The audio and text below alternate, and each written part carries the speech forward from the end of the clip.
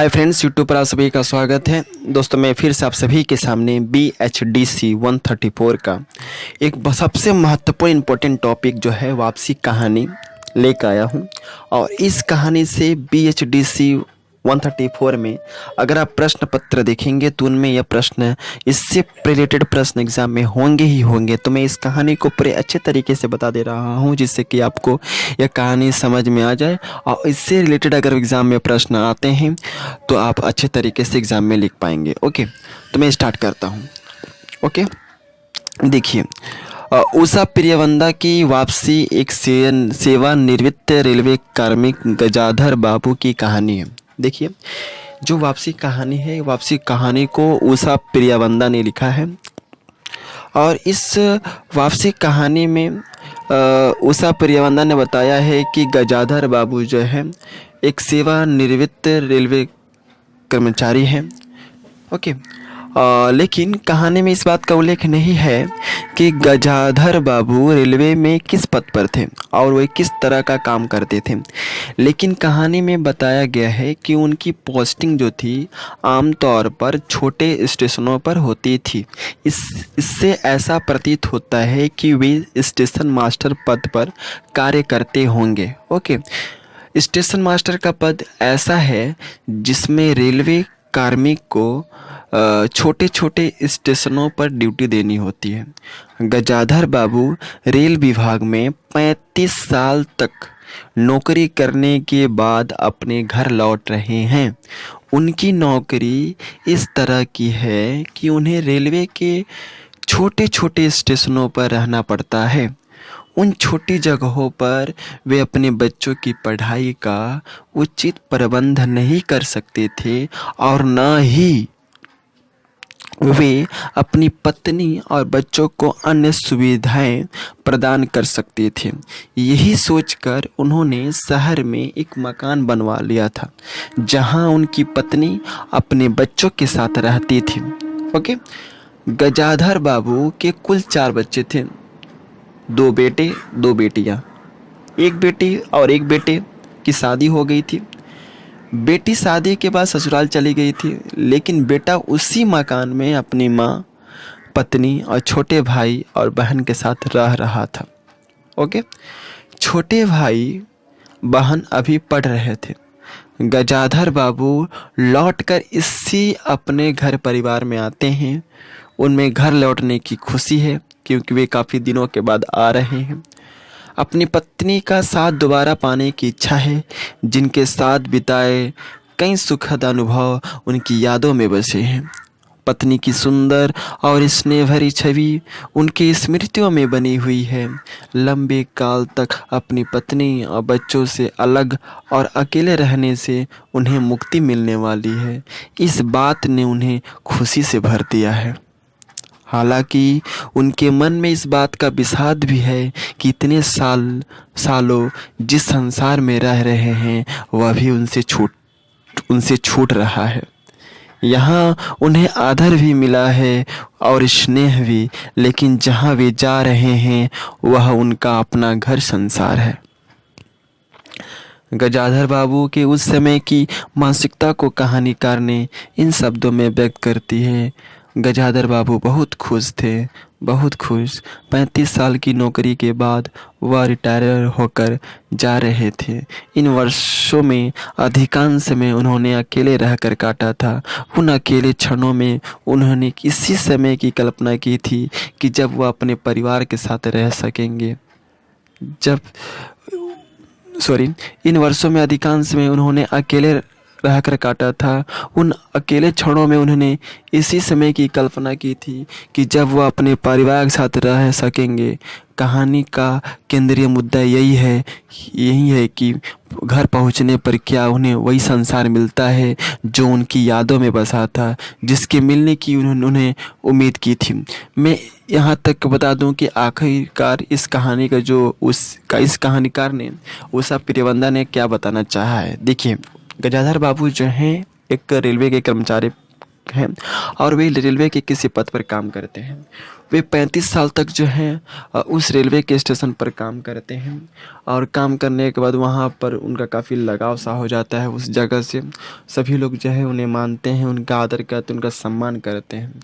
लेकिन जब वो अकेले रहते हैं, एकांत रहते हैं, तो सोचते हैं कि जब मैं रिटायर हो जाऊंगा तो मैं अपने घर जाऊंगा, अपने पत्नी के साथ रहूंगा और अपने बेटों के साथ समय बिताऊंगा। लेकिन कहानीकार ने ये बताना चाहा है कि जो गजाधर बाबू सोचते हैं कि मैं अपने घर जाऊंगा, अपने घर जा कर के अपने पत्नी के साथ रहूंगा, अपने बहू के साथ रहूंगा, अपने बेटों के साथ रहूंगा और वे मेरी सेवाएं करेंगे और मुझे जो है और मुझे बच्चे जो हैं काफ़ी मान जान करेंगे।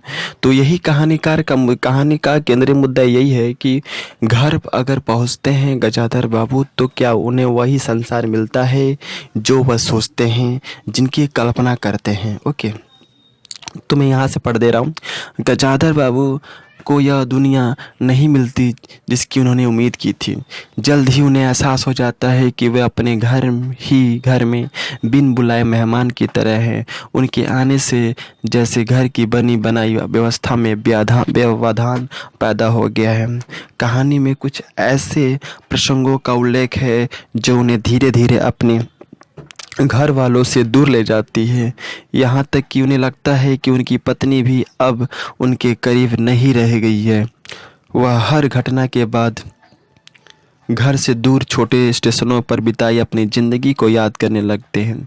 कहानी की शुरुआत में ही वर्णित एक घटना के उल्लेख से इसे समझा जा सकता है। लौटने के बाद पहली बार गजाधर बाबू अपने बच्चों के बीच जाते हैं, जो उनकी अनुपस्थिति में चाय पीते हुए हंसी मजाक कर रहे होते हैं। लेकिन उनको देख कर सब चुप हो जाते हैं। बहू अपने सिर पर पल्ला रख कर चली जाती है। बेटा चाय का आखिरी घूंट पी भर कर वहाँ से खिसक जाता है। बेटी बसंती पिता के लिए चुपचाप कप में चाय उड़लती है और कप उनके हाथ में पकड़ा देती है। पिता चाय को घूंट लेते हैं और कहते हैं, बिट्टी चाय तो फीकी है। यह छोटी सी घटना इस बात को बताती है कि पिता की पसंद नापसंद के बारे में बच्चों को कोई जानकारी नहीं है। इस बीच पत्नी वहां आती है, लेकिन वह अपना ही दुखड़ा रोने लगती है। गजाधर बाबू चाय और नाश्ता का इंतज़ार करने लगते हैं। उन्हें ऐसा लगने लगता है कि उनकी मौजूदगी ने घर में कोई उत्साह पैदा नहीं किया है। ऐसे समय उन्हें रेलवे स्टेशन के अपने नौकर गणेश की याद आती है, जो रोज सुबह पैसेंजर आने से पहले वह गर्म पूरियां जलेबी बनाता था। गजाधर बाबू जब तक उठकर तैयार होते उनके लिए जलेबियां और चाय लाकर रख देता था। चाय भी कितनी बढ़िया, कांच के गिलास में ऊपर तक भरी लबालब पूरे 2.5 चम्मच चीनी और गाढ़ी मलाई। पैसेंजर भले ही रानीपुर लौट पहुँचे, लेकिन गणेशी ने चाय पहुँचाने में कभी गजाधर बाबू को देरी नहीं किया। क्या मजाल कि कभी उससे कुछ कहना पड़े। गजाधर बाबू सोचते हैं कि जब मैं स्टेशन पे था तो जो है जो गणेशी जो था वह पैसेंजर आने से पहले मुझे गर्मा गर्म पूड़ियाँ बनाता, जलेबी बनाता और मुझे मेरे उठने से पहले जो है लबालब जो है कप से भरा हुआ चाय मेरे सामने ला कर रख देता और कभी उन्होंने देरी नहीं की। लेकिन आज मैं अपने घर में हूँ और घर में होने के बावजूद भी जो है मेरा कोई ख्याल नहीं होता है। यह बात सोचकर जो है गजाधर बाबू काफ़ी दुखी हो जाते हैं। गजाधर बाबू अपने घर वालों से गणेशी से ज़्यादा की उपेक्षा करते हैं, लेकिन उन्हें गणेशी जैसी सेवा और आदर घर में नहीं मिल रहा था। इसका उन्हें एहसास होने लगा था कि बात की घटनाओं से यह एहसास बढ़ता जाता है। घर में उन्हें रहने की व्यवस्था कुछ इस तरह की जाती है जैसे किसी मेहमान के लिए कुछ अस्थायी प्रबंध कर दिया जाता है। पत्नी बच्चे के बारे में बहुत सी शिकायतें करती हैं, लेकिन जब उनकी शिकायतों पर वे बच्चों को कुछ कहते हैं तो न बच्चों को अच्छा लगता है और न ही पत्नी को। अपने प्रति अपनी पत्नी और बच्चों का व्यवहार उन्हें अंदर तक आहत कर देता है। पत्नी की जो सुंदर और स्नेह भरी छवि देखने की उम्मीद उन्होंने की थी, उन्हें लगता है कि वह कहीं खो गई है। अब वही पत्नी कुछ इस तरह नजर आती है। गाढ़ी नींद में डूबी उनकी पत्नी का भारी शरीर बहुत बेडौल और कुरूप लग रहा था। चेहरा श्रीहीन और रूखा था। गजाधर बाबू का पूरा व्यवहार घर के मुखिया सा है, जो मानता है कि घर में व्यवस्था और अनुशासन लाने की जिम्मेदारी उनकी है। इसके लिए वे जो भी प्रयत्न करते हैं, वे बच्चों को अपनी जिंदगी में दखल लगते हैं और इस बात को वे किसी न किसी रूप में व्यक्त भी कर देते हैं। इससे गजाधर बाबू और अधिक दुखी हो जाते हैं। उनका अकेलापन और अधिक बढ़ जाता है। लेकिन जब उनकी पत्नी बताती है कि बड़ा बेटा अमर अलग होना चाहता है, तो वह समझ जाते हैं कि इस घर में उनके लिए कोई जगह नहीं है।